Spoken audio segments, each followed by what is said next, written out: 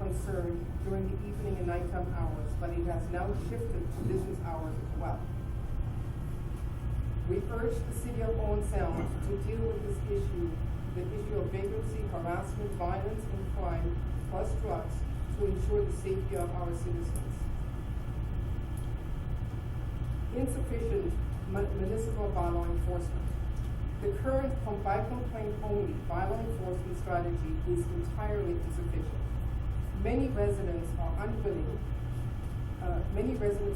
or have stopped reporting violations because there has historically been a lack of response by the City of Owen Sound and or their bylaw enforcement officers. Citizens who do take the initiative have been told they must prove the problem before a bylaw officer will investigate, and little if any information is given by the way of feedback when complaints are investigated and actions taken. We have been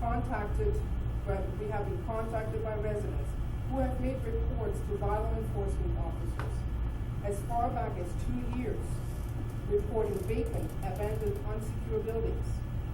According to some, reports were made numerous times and as recent as 2 weeks ago. But apparently, no action was taken by the city. Many violations pertain to structural problems, i.e. broken stairs, unsafe entrances, deteriorating supports. Some include vacant, unsecured buildings, left untenanted and unmonitored by landlords. These cause residents and visitors to be exposed to injury and danger. Many of these dwellings are owned by absentee landlords. We ask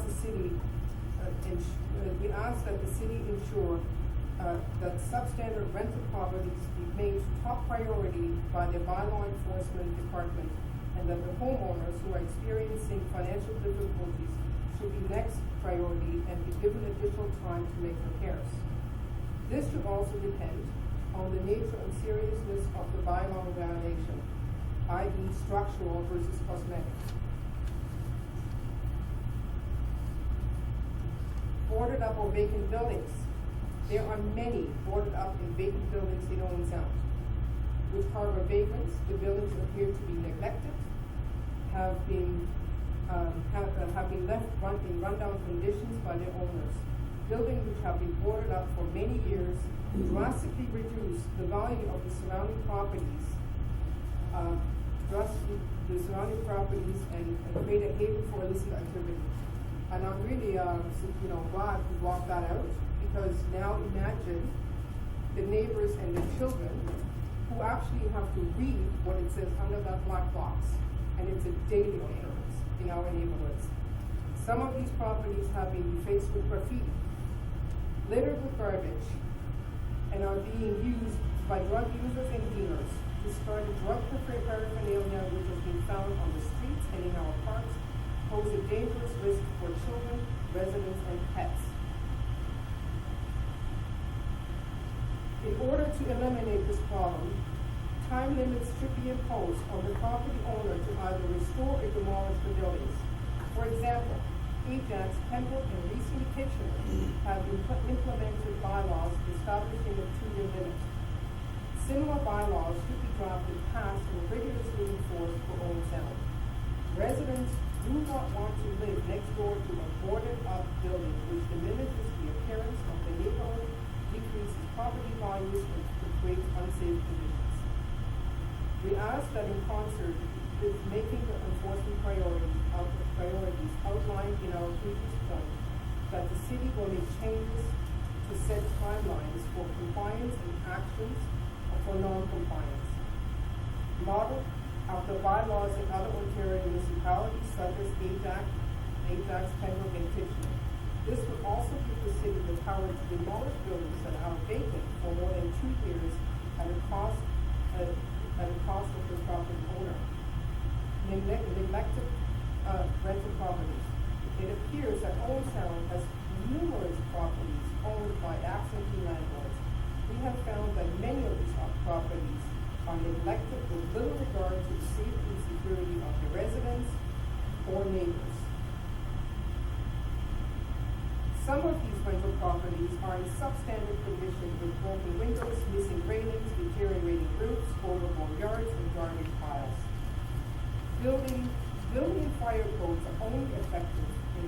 reminding the public when violations are identified and codes are enforced. We wish to work with the city bylaw enforcement and the fire department to educate the public and encourage determination of non-compliant and unsafe buildings, and proactively work cooperatively to raise the standards of accommodation to, if not above, at least the minimum level of all applicable codes. In conclusion, we urge City Council to seriously look at all of these issues. Our neighborhoods must be improved in order not to only attract new residents, but also to keep the ones that are here. Thank you for your time. I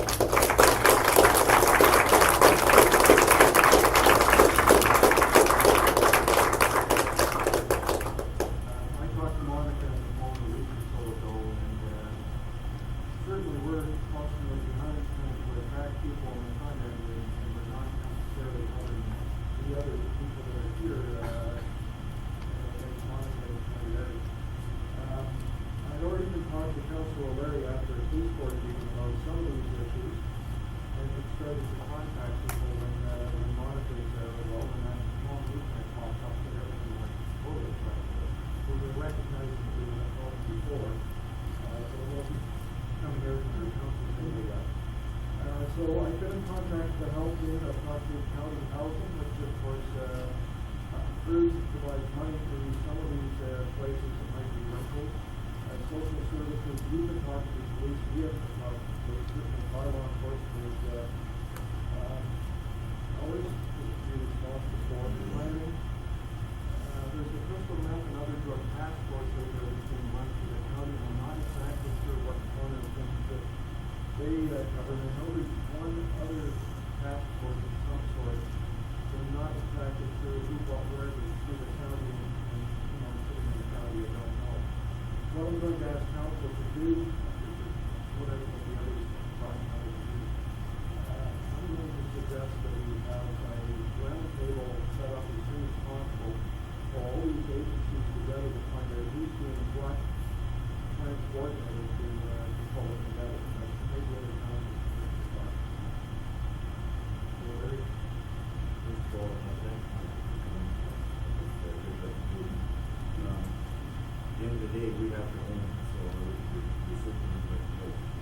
I sit on the DIA with Councilor Lennon, and at our last meeting, we sent a letter to the operations committee asking the city to expand. And it's in my view, it's related. What you're talking about is the extension of what's going on in our downtown area. But I would welcome a round-table discussion with the right people. It has to be done right. Part of your description there when you're talking about people loitering, we have to be sensitive to, when you and I drive through Ken Hortons through the drive-thru, there's lots of others with their kids downtown that live downtown that don't have it. And they're going to Ken Hortons to say, you and I get on the coffee and you sit on there. So you have to be sensitive to those people as well. What we're dealing with is a lot of people without no respect for food. We're going to have to find a way to get this. Thanks again for coming to know your vision. Can I just say something to If that? you wish to respond to one, please. I totally understand where you're coming from. I can only go by the reports I've had from local citizens who have contacted me. I was overwhelmed. This was not something I wanted to start off. I wanted this to be my little neighborhood. I've been overwhelmed with messages, private emails. It is a serious problem. People get accosted all the time. And I have friends who are people are telling me, I can't even go to the farmer's market without being accosted. I can't go to Tim Hortons without being accosted. I understand that we have to be sensitive to the areas. At the same time, I would not. It has become an issue. It's not just a drug issue. To clean this up, we need to clean up our neighborhoods. We live in a neighborhood that has such poor lighting, and there's a gentleman here who actually sits on my committee who lives on 11th Street East between 4th and 3rd Avenue. There is one street light. It is pitch black. I've had a meeting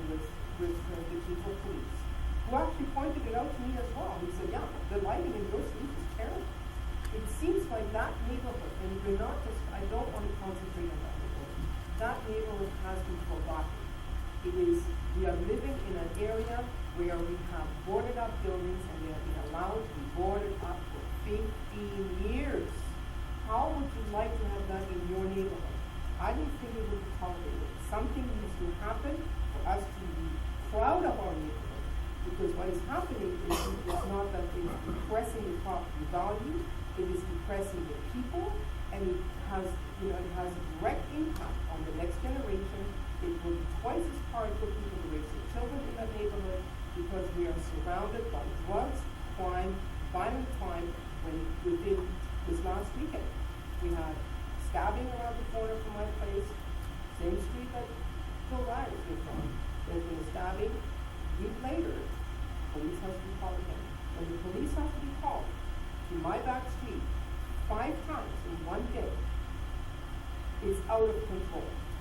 And at this point, the reason why I have this petition, and I would really happy to hand this petition over, the reason why I'm here is because it has come to a boiling point. People will take this so serious, and I don't want people to take the law into their own hands. But it really got to that point where people are so fed up of having to put up with slum landlords and the drug issue and the crime that comes with it. So if you have a round table, I expect to be part of that. I'm not asking to be part of that. I expect to be invited to that. That is the Along with my committee. Yeah, that is the Thank you.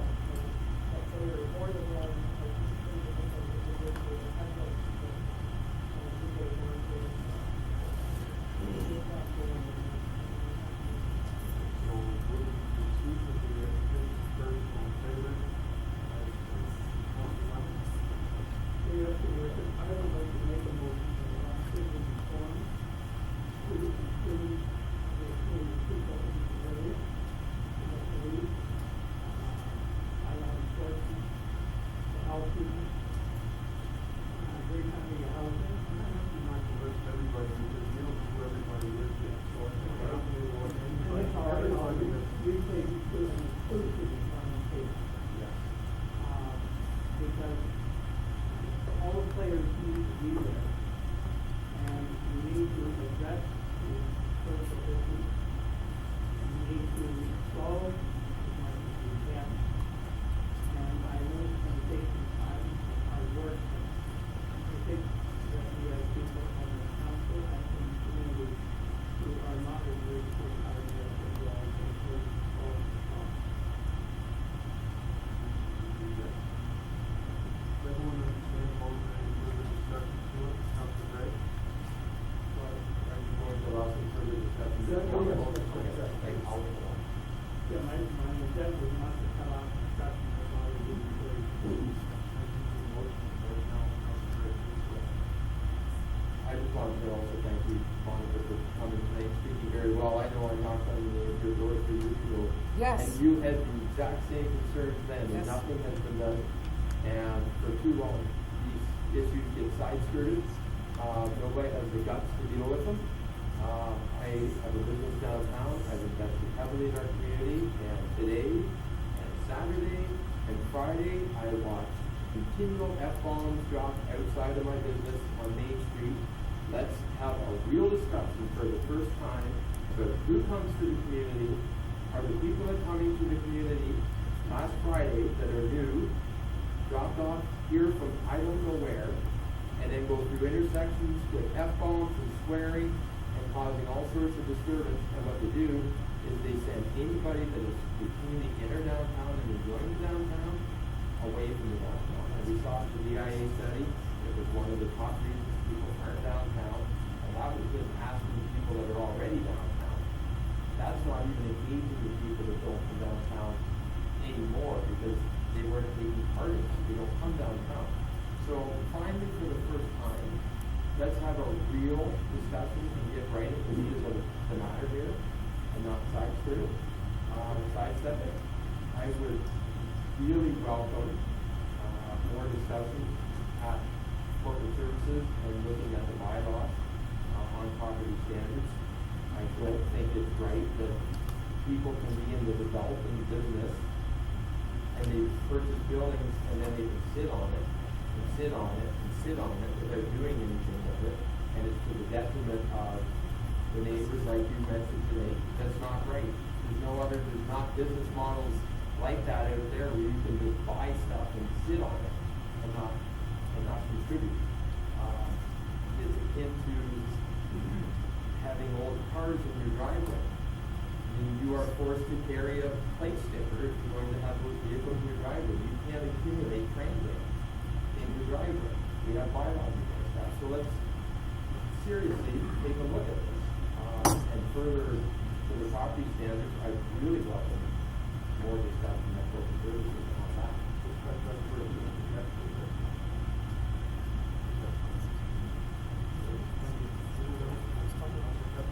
Thank you, Worship. Thank you, Monica, so much for bringing your group here tonight and bringing this to the attention of council that you're fed up and that's it. It's been going on for a long time and it's certainly something that needs to be addressed. I'm a little disappointed I don't have to get a representation from food services here tonight, but it would have been nice if they had it. That's quite one. Yeah. So, but I think we need to move in the right direction and certainly something that's We have already met with the chief of police, and we have been, it has been suggested to us, to my committee, to have a police officer, on our committee, which I greatly appreciate. They are certainly willing to help us out and work with us. There are other communities that have started the same path of creating groups. When you're speaking, the TV audience can't hear you unless you have the microphone. May I? Sorry, well, then, yeah, please. I feel it's Yeah, just to repeat, as we have already spoken with the chief of police, we were invited to a meeting. They're certainly really willing to help us out. They want to be part of our committee. They want to help our community by holding events. We've made suggestions to them regarding how to improve the relationship between the police and the residents.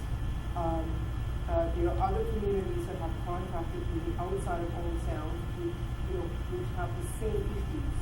And some of them don't have their own police force. Some of them deal with OPT, for example, and they haven't got the same responses that we got from the Old Sound police.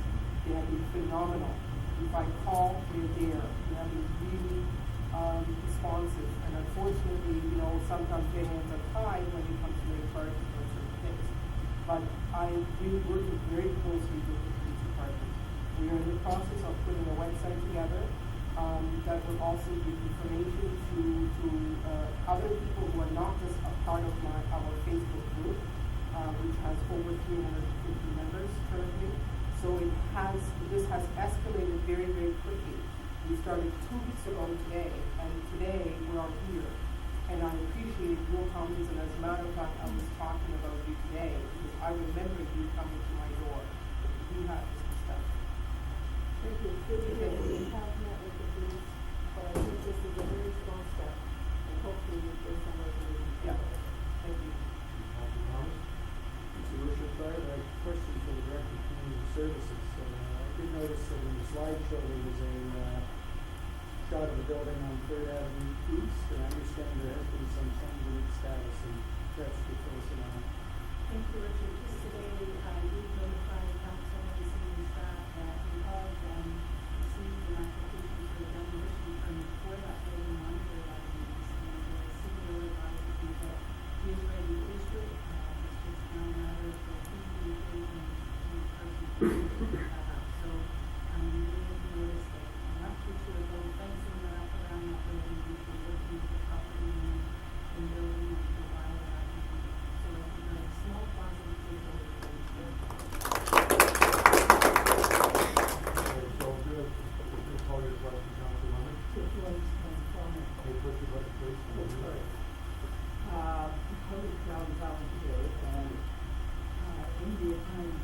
enforcement. There's a whole bunch of fencing in there too. Is that more innovation or not? There's some construction of the next over storage and parking lot back there. Yeah, well, this looks like fencing or the, No, I have it. oh, okay. No, it's just that fixing up these roads is part of the problem, but the other part is going to be. I'm gonna call the question on bigger. That was very good. What do you think you get more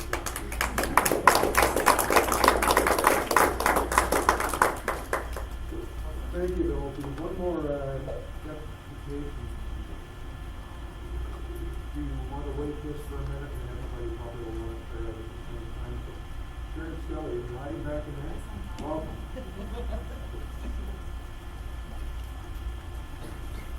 Good evening, your worship, council, and everyone here.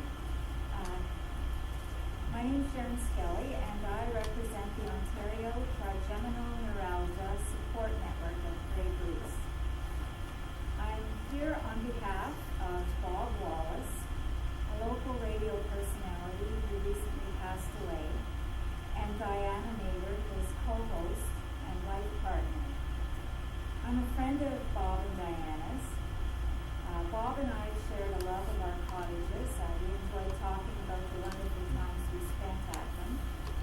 We also shared the gift of gab. Bob volunteered as a host at Rogers TV, and I also volunteer as a host at Rogers. But there's one more thing we had in common. We both have trigeminal neuralgia. And before I proceed, let me describe what trigeminal neuralgia is. It's also known as tic douloureux. It's tic douloureux because Dr. Douloureux was the person who first discovered it. What it is a severe facial pain, and that occurs when the trigeminal nerve is compressed, and it can be compressed for several reasons, some known and some unknown. Sometimes doctors try to decompress it surgically, and that surgery is risky, and sometimes it's effective, sometimes not so. And medication can sometimes help, sometimes not. And the medications can have all kinds of side effects, and it can make people feel really awful. And there are pain medications you can take and make you feel awful too.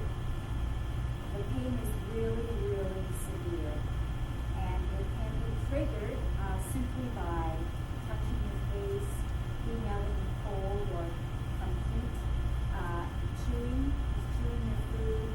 Oftentimes people will have to eat really soft foods like baby food or cereals.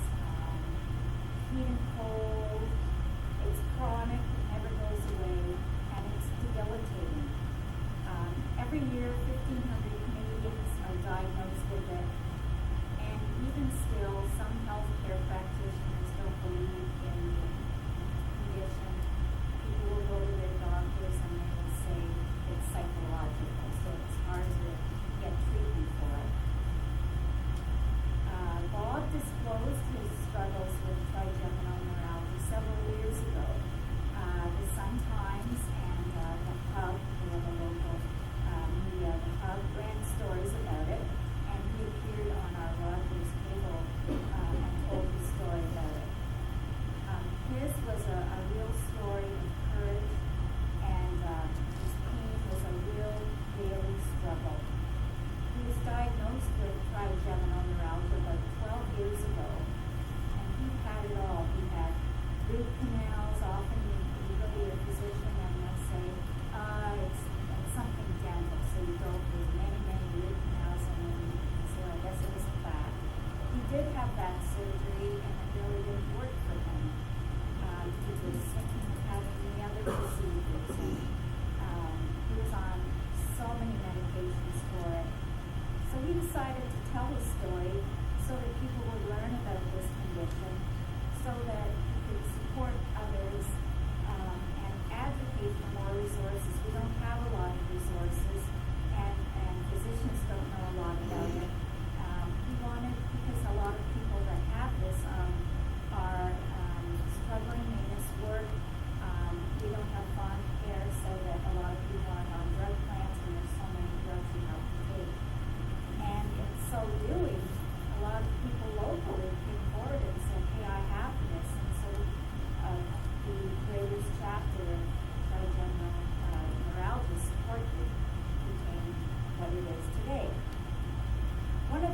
that Bob was working on, just before he died, was to get a flag raised, a trigeminal neuralgia advocacy flag raised in City Hall, because the Trigeminal Neuralgia Awareness Day is coming upon us very soon. So, with the authorization of city Bowen Sound staff, very recently and very quickly we got together, and we will have a flag raised at 9 o'clock on Tuesday, October 10th, and it will be lowered again that day. Mary Little here was very gracious, and she's a very good artist. She created the flag, and it's quite lovely. We encourage anyone who wishes to attend to come and watch us raise that flag. The color of to recognize trigeminal neuralgia is teal, and so we would ask people to wear teal on that day, on Tuesday, October 10th. Wear it to school, wear it to work, wear it at home. If you want to light up your house with teal the night before or that night, you can do so. Just remember Bob and Diana and anyone who has trigeminal neuralgia or facial pain. That would be lovely. And we hope to make this an annual event. It was a real passion of Bob's, and he was so proud of the fact that we got this going, and people really were starting to talk about it.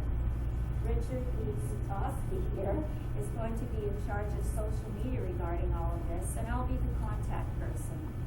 I'll also be replacing Bob as co-administrator of the Ontario Trigeminal Neuralgia Support Network for Grey Bruce. And as we were starting this, Bob was starting this with people from all over the area and out of area were starting to contact him, and he was a great support for people. So thank you very much for your time, and please remember Bob and Diana, and this was really a big passion of his. Thank you.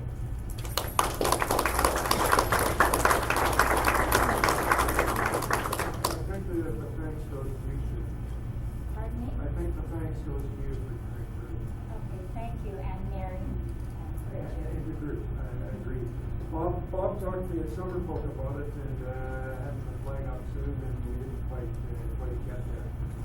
Thanks to you for pushing it through this week. Thanks to our clerk for Bloomfield for getting it on the agenda. The exact night, by the time we have our next meeting, will be too late. Councilman Thomas? Motion, or this is going forward? Motion. Well, I'd like to thank Sharon for coming forward tonight. Bob was a guy who certainly caused let me start again. He cast a big shadow in this community, and I think that it's only fitting that this flag raising go forward, not only to raise more awareness of this devastating disease, which I understand is also nicknamed the suicide disease. It is. I which didn't very want to say tragic. that, but it's every time you look It it is up. so devastating to people. So I think this is great. It's going to bring more awareness to this. But further than that, I hope that people will look at this flag raising as a way to honor Bob Wallace and all of the things that he did for this community, despite the tremendous difficulties he was having with the disease. And it'll be a long time before those shoes are filled, if ever, in this community. But this is one small thing we can do, certainly to honor him. So thank you. I was just going to mention one more thing. He often went to work in a lot of pain. People didn't know that. He'd be smiling and making everybody else laugh, and he was in a tremendous amount of pain. So that's something that many people didn't know. Thank you. I just wanted to ask what time the flag raising is, so that anyone who wanted to attend could attend the flag raising, and it's taking place, I presume, at the Bay Show here. It is Tuesday, October 10th at 9. We have to lower it at 4. But Richard is going to be starting a page on it, but it's Tuesday, October 10th at 9 in the morning, and it'll be right enough to be activities. And then at the end of the day, we'll be lowering it, and we may have some sort of little ceremony after that. That would be right in front of, right here, Bayshore Community Center, southwest corner of the front entrance, for like both. Again, thank you very much to all of you. So that's the end of our deputations. We'll get into other business. If you want to leave, this is a good time to leave. Thank you very much for coming.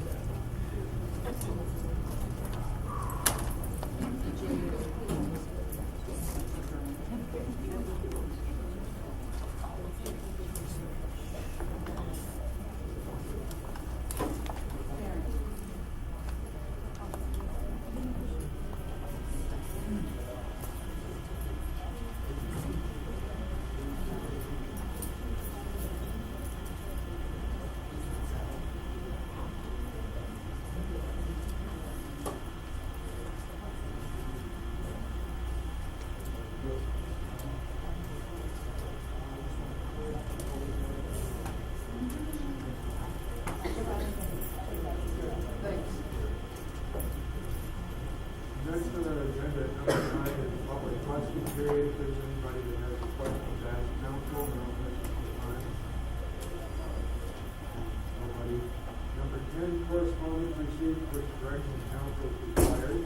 At 10A, we have a letter from Heather Morrison, Deputy Clerk, Grey County, with regard to direct election of the board in 2018. Can you give a verbal? Can you give any background on it? Just so people know kind of what to do. Great County is looking at the election of the one and the next election. In order to do this, we need support, civil authority support from all of the local municipalities. So we're looking for resolution from council either supporting or not.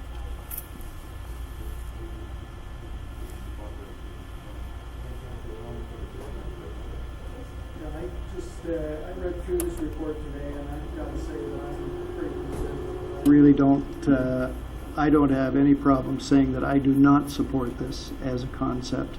I think that the system the way it is now, and this isn't any sort of a legacy hanging on to the old ways or anything of that nature, I think that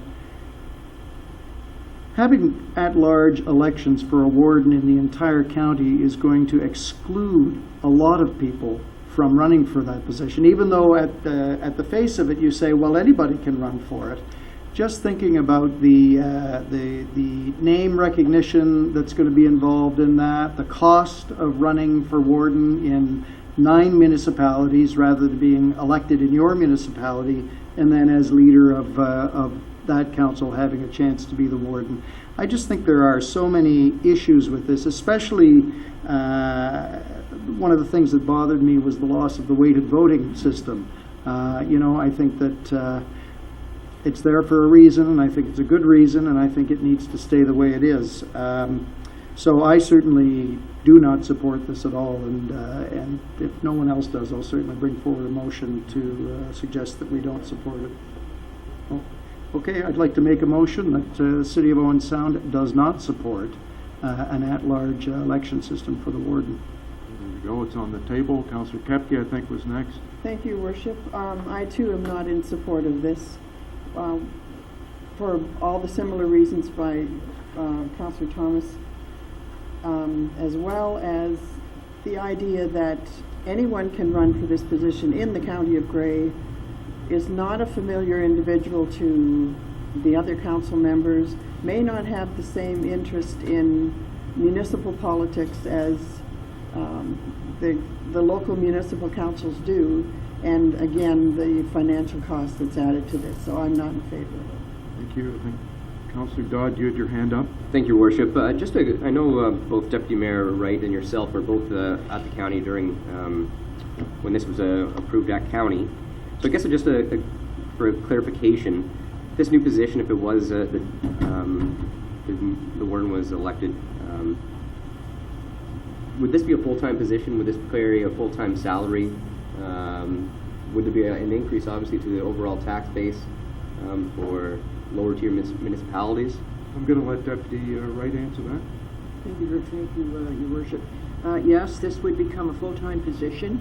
It would probably receive a salary in the neighborhood of 1, 2, 3 figures at least, and all the benefits that go with it. It could go to, my concern certainly isn't the cost of someone seeking it financially. My concern is the fact that there could be somebody that could move into the warden's position that knows absolutely nothing at all about the county. That would be my greatest concern.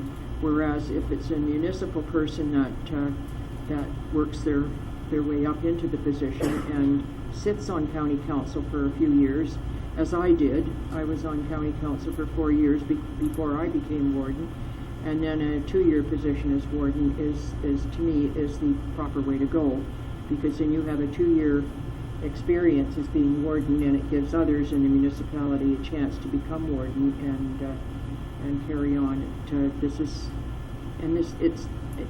I'm saying the same thing. It's not that this is tradition, but this is just the proper way to go. Not too many municipalities have gone to the 4-year position. I believe if you become a single tier, then yes, that's a different, then you run a warden the same as everybody else runs for 1 4-year period. And your warden becomes the head of the municipality. But until we become a single tier, I think we stay status quo. Okay, we're gonna go back to Councillor Dodds. I'm not sure he was done. He just asked the question there. Thank you, Worship. I know Councillor Thomas had already made that recommendation that he would move this motion to stay at status quo. I'd also be willing to make that recommendation. So I will put that out on the floor that, unless it already has been, no, it already has been. Councillor so we're Thomas good. did, yes. Okay, but yeah, I guess that's my biggest concern. One, you never know what you're going to get when you go to a system like this.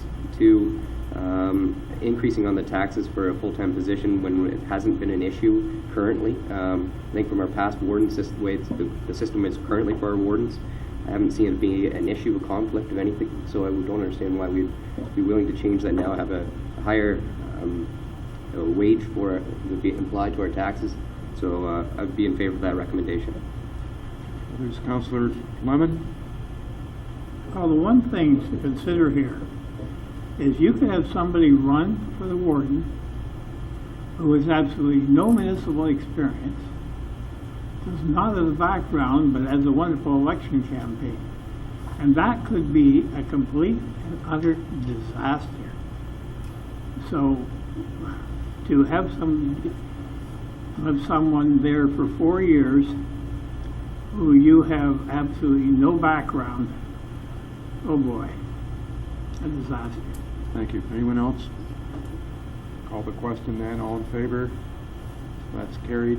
Richard's motion to not approve, from our point of view, is carried.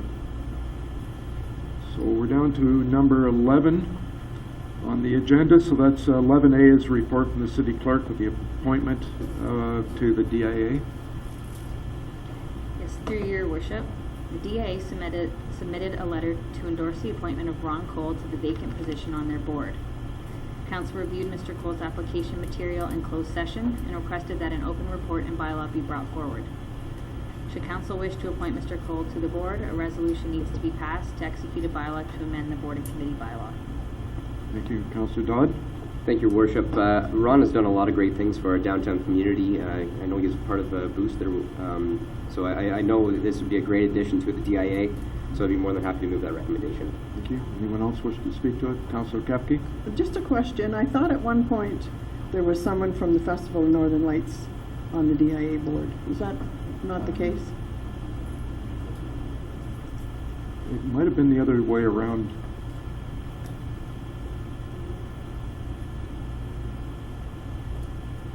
I think it's the other way around where someone from DIA was on the Festival of Northern Lights board, wasn't it? Not when I was on Festival. There was someone appointed to the DIA. Now, that individual has resigned from Festival and then now resigned from DIA, but I didn't know if that was a held position So on the that's board. maybe something that Councillor Thomas could bring up at the Festival of Northern Lights board when he's there, and they can track it, maybe check the history. Anyone else wish to speak to it? Call the question. All in favor? That is carried. Number 2 report is Bloomfield Night.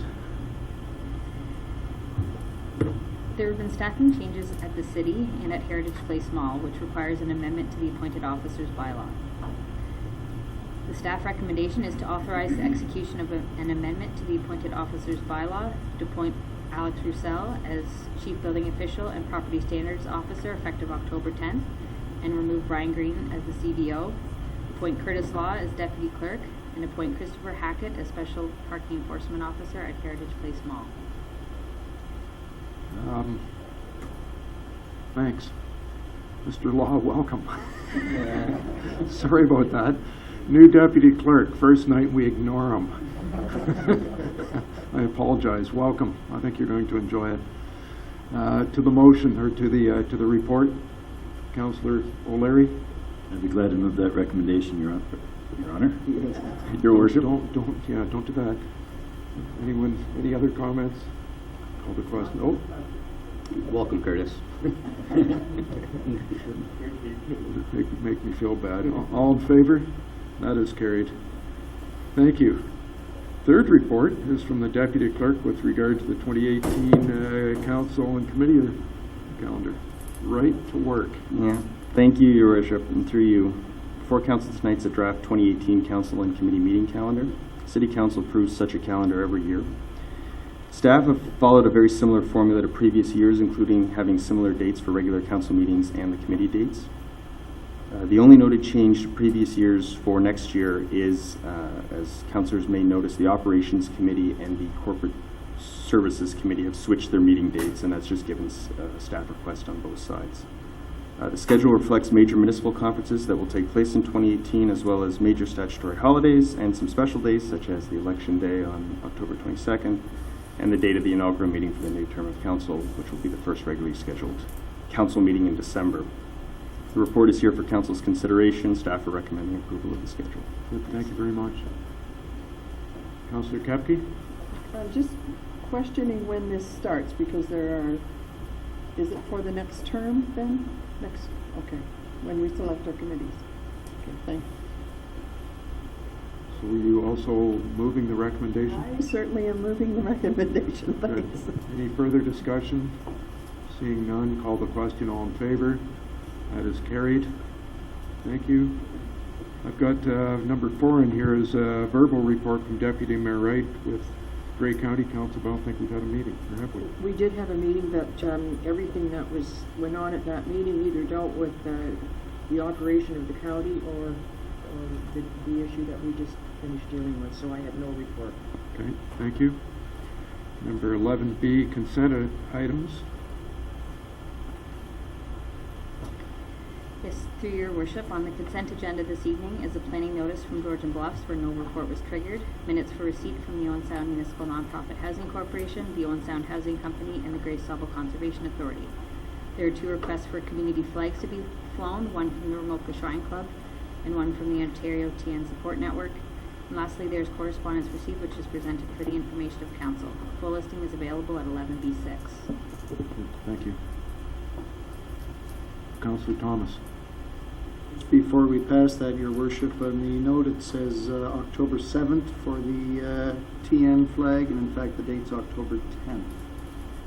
So we can amend that, that's not an issue? Good. Thank you. Anyone want to move? Oh, Councillor Kepke's going to. I didn't know if you wanted the motion before they discussed, but I'll move that City Council receives item 11B1 to 11B6 on the consent agenda dated September 25th, 2017. This is receiving it. See a hand going up. Deputy Mayor Wright. Thank you. On number 6 under correspondence, there is one issue under correspondence that I wish we would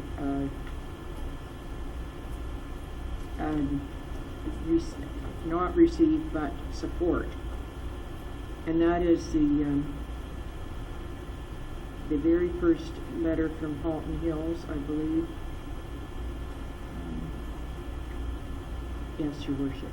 Very first letter from Halton Hills, where it says, whereas the horrific, cowardly, and recently motivated part of violence. This letter is just asking us to oppose violence against any racial racism, or I could read it out if that would help. I think we've all seen it, but anyway, I would like to put a motion on the floor that we support. Hold on just for seconds. We've got a motion that's on the floor, but let's just. The motion is to accept 6.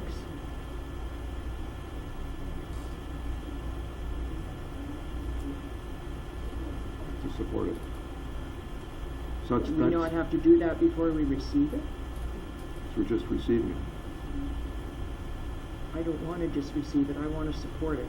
You can still move to support it after we receive it. Okay, that's the easiest. Councillor Kepke, I'll get you to change your motion to. So you're moving receipt of 11B1 to 11B6 in the consent agenda, save and accept. 11B6 is it A? A. Thank you. Okay. So all in favor? And that is carried. So I'm going to go to Deputy Mayor Wright now with her motion on that item. Thank you very much. I would like to put a motion on the floor that we support the motion from the Halton Hills, where it says, and further that the Council of the Town of Halton Hills encourages all Ontario municipalities to pass a resolution to support zero tolerance against racism and condemn all racism acts of violence. So that's the motion. Further discussion? Councillor Lemon? I agree 1,000%. What has happened in North America in the past while is an abomination. I can't strongly enough support this. It's just horrible. It's what has gone on is something that takes us back to the days of the Freedom Riders. It is really horrible.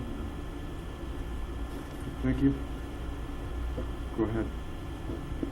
To the mover, would you like it forwarded to anyone?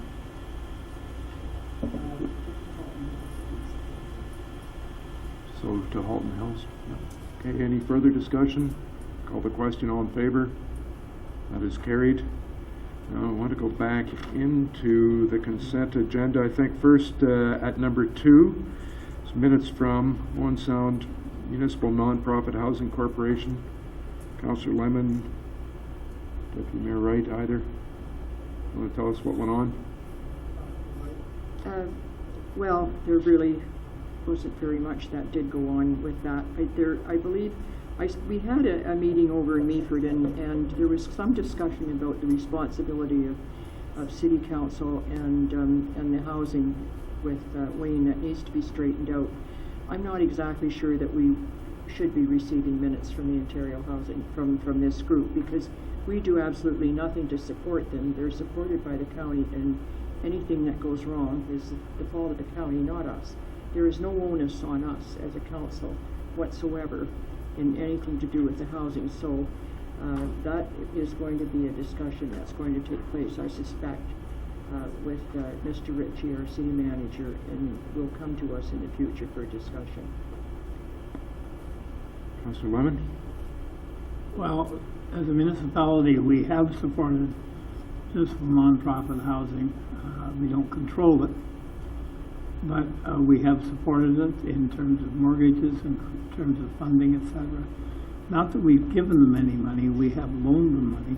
So wait a minute, so we're getting into a discussion that's got to happen down the road. Okay, I'll leave it. We're talking about what's gone on in the minutes at those meetings, and if there's anything to be reported in the minutes.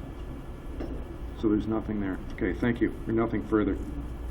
Number 4, Grace Sauble Conservation Authority. Councillor Kepke. Thank you, Your Worship.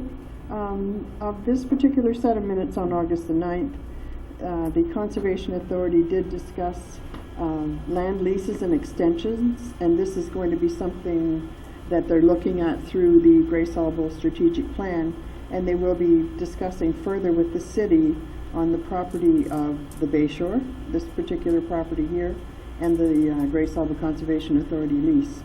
There has been an extension for 1 year, and they will be looking at it in negotiation with the city, perhaps whether this land is needed by the city or the Conservation Authority, whether some things can take place, but there will be some discussion. And I also wanted to remind people at the Bayshore Community Center in the Christy Hare Room on October the 5th from 6:30 to 8, there will be a review of the Grace Sauble Conservation Authority Strategic Plan, and all are invited to attend that with relationship to Owen Sound. Thank you. Good. Thank you.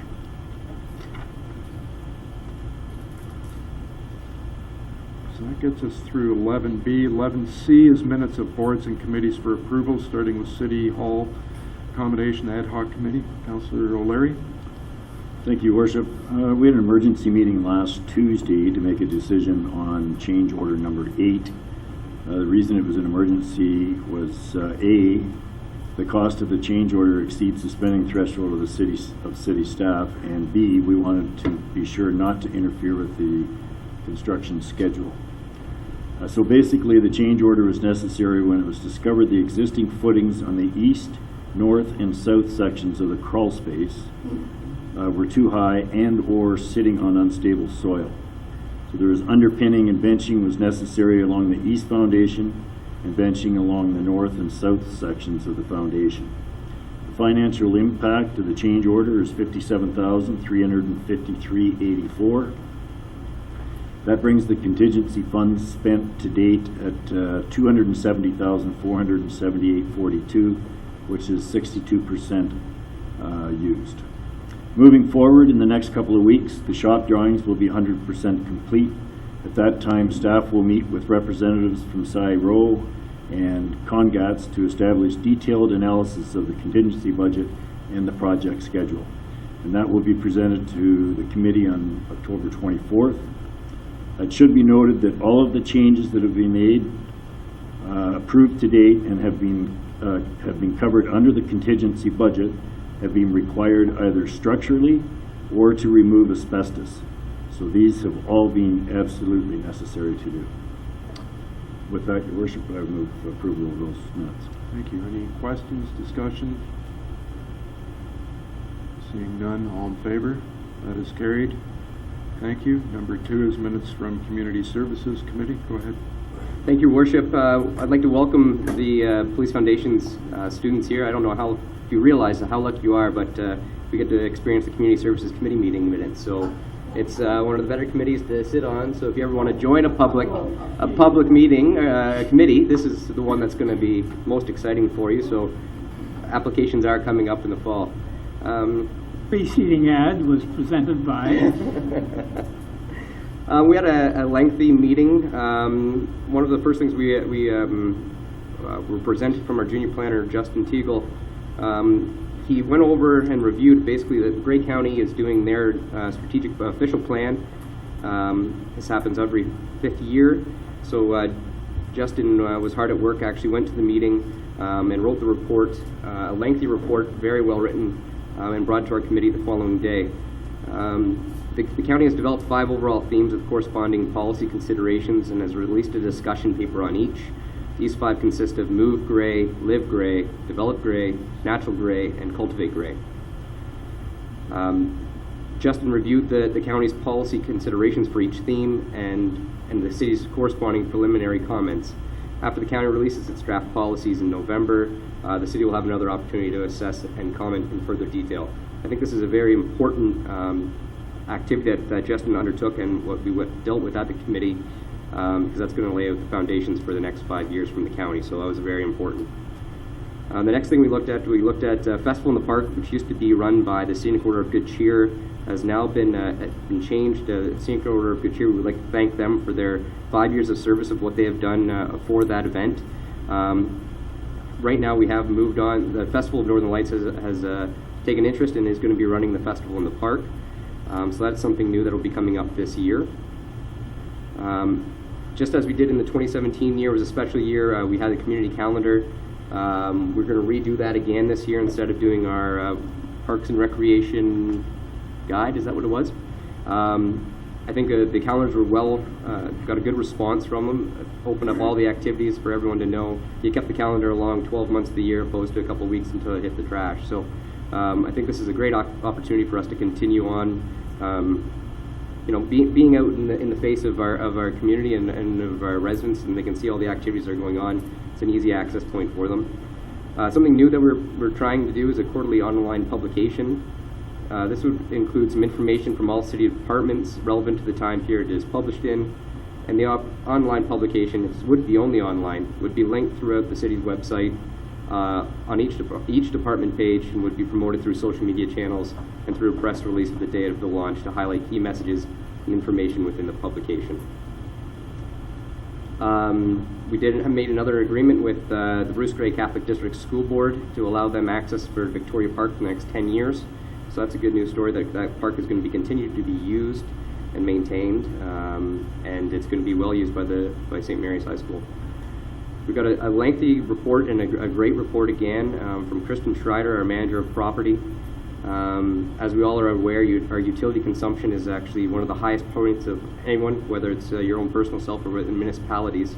So understanding how much consumption is being used and how you can make that better is really important. So what we have done, started tracking utility consumption here at the Bay Shore. This has been taking place since August 21st, 2015, and straight up till to date. Indicated that our energy consumption has decreased, and actually it's the uncontrolled costs that account for 87% of our total invoice for the hydro for the Bay Shore. So these are the global adjustment charges, delivery charges, regulatory charges, and debt retirement charges. So every year when we get our budget and we look at our overall hydro costs and we're saying we want to lower our usage, we want to do with that better, we can realize here that 87% of that's uncontrollable. So when we are taking rate increases on our taxes and when it comes to budget, this is a line that obviously we have 13% control over. That's a huge number. 87% of our total hydro utility consumption here at the Bay Shore is uncontrollable, and I just found that actually remarkable. That's how high that number was. That's crazy. We created we got another report from the manager of property regarding a formal agreement to be put in place for having a portable generator in the Bay Shore in the event that backup power was required. The Bay Shore is one of our emergency centers if there ever was a disaster or a situation where power was out. So this would be an opportunity to ensure that we had a proper agreement in place that a generator would be here for when we needed it. Finally, we also, not finally, we're only partway through. You can tell this was a great meeting. We got a motion that from the Accessibility Advisory Committee on February 27th that requested we look at about finding or placing sharp disposable containers in some of our washrooms throughout the city. These sharps can include needles, syringes, or finger stick devices, infusion sets, and connection needle sets. These can be used both from medically or they could be used from recreationally. One of the areas that we thought would be the best place for it, where needles have been found, has been the farmers market. So we're requesting that council will approve this to do a trial period of putting disposable box, a sharp disposable container in the washroom at the farmers market. Not only is that safer for both users that are doing that, they can have a box to put these in. It also is safer for youth or children that may be in there with their parents, or someone where it might accidentally stumble across one, and on our employees who are actually in there and they'll be gathering up the garbage or anything. So if there is a disposable box, that helps kind of protect everyone for all of that. So that would be installing a sharp disposable container in the farmers market, building the washroom for a trial period of 1 year, just so everyone's clear. Next, we had a discussion from the Director of Community Services. Pam did a fantastic job at noting again that we've how high demand we have currently for our reserved parking spaces here at the Bay Shore. The current wait list right now is at 50 people. The cost for one of these spaces is $140, which breaks out to about $4.11 per regular attack home game plus HST. And all this revenue that is associated with the reserved parking goes directly to the operating costs for the Bay Shore. Councillor McManaman, you know those numbers more than I am, but what do we operate as a deficit every year for the Bay Shore? $550,000. $550,000. We run it as a deficit just to have the lights on in this building. So I think that's a huge number, obviously. We've been advised that on our total parking spaces, we have 1,021 here at this location, and we currently have 155 that are reserved. This includes the suite parking as well. That represents 15% of overall parking. So there needs to be a balance, of course, of reserved parking, which is paid, and that's available to anyone at any time. So the additional revenue at that point of this report was about 40 additional spaces, which would be about $5,600. I'm not sure if we looked into that, was it actually 46 spaces that we took the entire row or not, but it would be at minimum $5,600 in excess for extra profit to the city. So that's going to help, at least anything helps to try to work at that deficit. One of the last things we looked at was regarding the Buff Bistro at the Julia MacArthur Rec Center. There was a request that we forgo 1 year period of their rent, as we recognize the financial impact of the transition to the Nut-A-Ware, the anaphylaxis policy that we put in place, and what that did to his business. Obviously, we were completely understanding, and you know, that transition was a difficult one for him to change his menu, and you know, there's revenues lost there as well for himself to get everything back up to par to what our policy was. So we're requesting that he waive 1 year of his rent, which is a total of $1,798. This will not affect the overall budget because it's revenue from the rental of the spaces held in reserve to be used for future capital improvements to the building. So it will not have a negative impact on our budget. In our other business, Councillor Thomas will go further in depth on this, but we did receive a handout regarding help me out, Councillor Thomas. Run Jane Run, which is going to be held at in Chesley, but I'll let Councillor Thomas go further in depth on that. One of the last things I wanted to make a comment on, though, in our other information, I know we enjoyed to give this information off, is our building statistics. This year, in comparison to last year, on our fees that we've collected, construction value from July 1st to August 31st of this year was $7.6 million. Our fees received were $150,000. In comparison to last year, during this time, it was $3.3 million, and the fees received were $96,000. So total construction value within this city has grown by 4.3% in this month compared to last year. So with that, Your Worship, I would move approval of those minutes. Thank you. Any questions? That third thing, I can't remember. Want to start over? I would have no problem starting back over again. Call the question. All in favor? That is carried. Thank you very much. Down to other business, Mr. Becking. Thank you, Your Worship. Last Thursday, staff reported seeing water leaking out of the ground on the A. Sargent Parkway. On further investigation, we determined that we had a leak in the west side trunk water main. It's a 16-inch ductile iron main that's one of 3 crossings across the Potawatomi and served primarily the western side of the city, the western side of the Bay Area. This slide illustrates where the leak is located. You'll all recall that there's a retaining wall that is on the west side of the parkway between 19th Street and 23rd Street as you start to climb the hill up to 23rd. The leak is directly in front of about the middle point of the wall, and it's also directly in line with a house that is on the top of the hill above the retaining wall. Next slide, please. This is a copy of the profile for the roadway and the various services that are underneath. You'll see the road center line, so we're coming up the hill. The water main is about 3.5 to 4 meters below grade, and there's a sanitary sewer in close proximity as well as a storm sewer that's almost directly above the water main. So it's a very complicated situation for us. Next one, please. This is a 2-scale sketch which illustrates where everything is in relation to everything else. So you see the wall, there's a sidewalk in front of it, parkway is in front of that, the water main is down below it, and the house is about 4 meters above the level of the sidewalk and about 7 meters back from the face of the wall. The soil conditions in the area are silts and clays, and with a very high moisture content.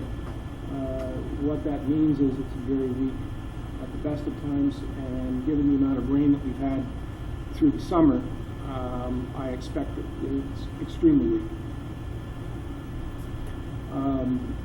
So to simply go in and excavate and attempt to repair the leak is not possible. It's just too close to the wall and to the water main, and the concern is that by weakening the soil, we'll end up with a problem. So, long story short, we retain the services of a contractor. The idea is that we'll isolate the pipe by putting in two valves, both well away from the wall, shut down the water in between. We'll then remove a couple of sections of pipe, and we will start to slide a smaller diameter pipe into the larger diameter. One of the unfortunate consequences of the hurricanes that have been experienced in the southern United States is that Houston and Dallas right now have gobbled up the entire North American supply for the type of pipe that we require in order to make this replacement. So we have no choice but to try and slip line it. And that's the idea is we're going to slip line it, we'll grout the annular space between the two pipes, and then reattach the pipe back to the valves. During the shutdown of water main, fire flows will drop from about 3,000 gallons a minute down to about 500 gallons a minute. We've spoken to the fire department, and they're satisfied that they'll continue to be able to fight residential fires on the west side with those flow rates. And once we have the repairs completed, fire flows will come back to within about 10% of what they currently are, which is around 3,000 gallons a minute. In terms of costs, things are still somewhat up in the air. We've had to order in two valves specially for the work. They arrived late this afternoon. The contractor, SMRS, is in town actually doing work for the city on the Sydenham Heights Front Sewer, and they've agreed to take on the project and we've issued an emergency purchase order in the amount of $100,000. We're hoping that it won't cost that much, but it's not out of the realm of possibility. And Mr. Ritchie asked me to make sure that I inform you that we have issued that PO because we have an obligation to report to council at the first available opportunity. So we're doing so. With that, Your Worship, if there are any questions, we'd be happy to try and answer them. Otherwise, we'll get at it. We expect to finish either late this week or early next. I'm hoping for the former rather than the latter, but it will be what it will be, I'm afraid. In the meantime, we will make sure that there's water to all residents, so no one will be without water at all during the period. We'll backfeed from other means. Thank you. Questions? Seeing none, I think you covered everything. Oh, Deputy Mayor Wright? Do you have a timeline on that at all?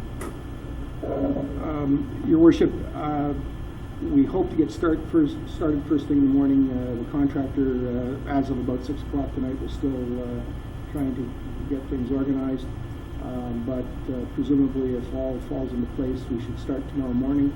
And as I indicated, we're cautiously optimistic that we can get it done by the end of the work week. But failing that, it will be probably early next week. Is the most likely time frame.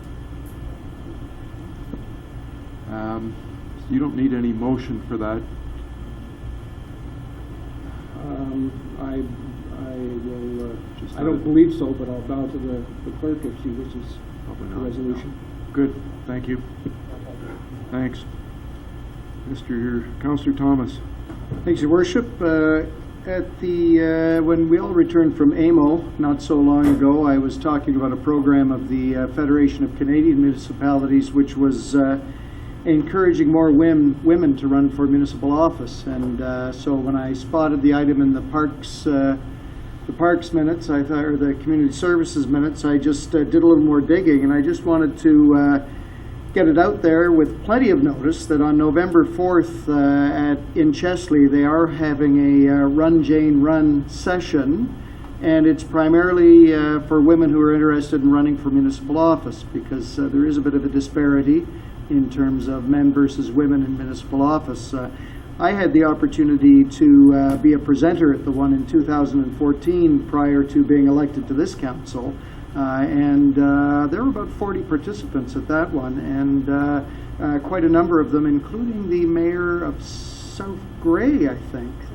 Southgate, sorry, thank you, were elected following that session. So it really is worthwhile for any women who are considering municipal office to take these sessions and learn a little bit more about what's involved in being on government. So again, that is November 4th in Chesley from 9:30 to 3:30, and it only costs $20. Why are you giggling at me? Did I say something wrong? Okay. Oh, the South Bruce Peninsula Mayor as well. Okay, thank you, Councillor Kepke. Oh, you presented too? Okay. That's right. The other item, which, you know, on a day like today, I'm happy to talk about the impending fall of snow and cold weather coming to Owen Sound in the not too distant future, possibly Saturday, from what I understand. Well, it'll be 14 on Saturday, which compared to today is going to be chilly. The Festival of Northern Lights is once again this year looking for volunteers to help set up the festival. This is the 30th anniversary year, so they're working a lot of new, exciting displays, and you know, many hands make light work. This year they have changed their setup schedule a little bit to include some Saturdays, so that service clubs, community groups, or organizations could perhaps get involved and help out. And so if anyone within the sound of my voice is interested in that, they can either go to the festival's website, fonl.ca, for more information, or call City Hall 376-4440, extension 1225, and ask for the festival coordinator and get all the information. Thanks. So, Councillor Thomas, just a question. That quote was, "Many hands make lights work." Was that the quote?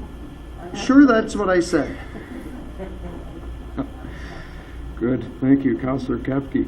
That's a really good one. I'm sure my husband would be pleased to hear that one. Thank you. Just a message that councillors receive periodically from Tina Drysdale. We did receive one today, and something in there kind of struck me as very appropriate, and I'd just like to read that. "May they not judge by the sight of their eyes, neither decide by the hearing of their ears, but with righteousness and justice let them judge." And I know this council certainly abides by that and does a very good job of it. The other thing I wanted to mention, the tourism coordinator asked that I would bring forward a few items that are taking place in the city. From September 29th to the 30th, the Scenic City Film Festival will be taking place. It's also going to include a grub crawl presented by the Milkmaid on the Friday evening with films at the Hartwood Hall. And on Saturday, there'll be short film program and cask event. Also at Hartwood, featuring local beer brewed specially for the event. And the city is a partner in providing Corkscrew City walking tour, brochures, and interpretive material, as well as Corkscrew City glasses will be available for sale. October the 1st, the Owen Sound Salmon Celebration takes place at the Mill Dam and the Fish Ladder between 10 a.m. and 3 p.m. and the event will include an on-site interpretation of the salmon run, both for adults and children alike, and the tastings of Georgian Bay salmon cooked by Chef Zach Kishig and Georgian College culinary students. This is an event hosted by the city in partnership with the Grace Alba Conservation Authority, the Sydenham Sportsmen's Association, and At Last Adventures, along with our chefs. Anyone interested in volunteering could contact Paulette Perot, the tourism coordinator, at 519-376-4440, extension 1245. October the 4th, we want to announce the Attack Hockey are hosting home ice against Sarnia. October the 4th, the Mid-Autumn Moon Celebration takes place at Grey Roots, which is a fundraiser for the Grey Bruce Chinese Culture and Heritage Association. October the 6th, photographer Mark Zielinski launches The Heart of Turtle Island, the Niagara Escarpment, at the Owen Sound Library, and along with the guest of Leonore Kishig. And this is a book that was supported by the Mayor's Office and profiles communities along the Niagara Escarpment, including Owen Sound. And that's it for tonight for me, thank you. Going to go back. Film Festival is what dates and where?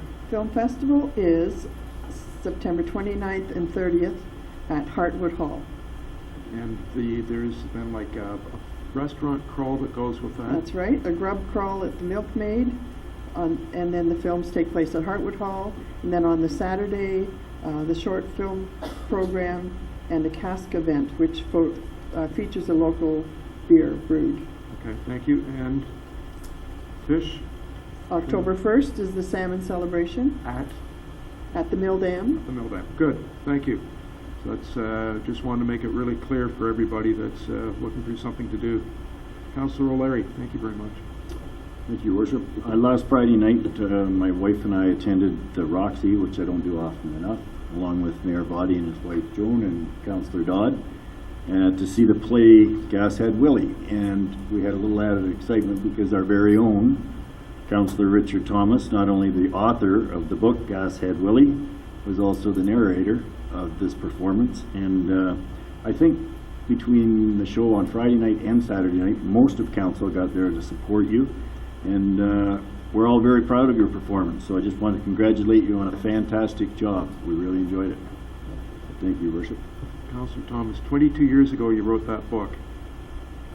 That is correct. And you were 12 at the time. I wish.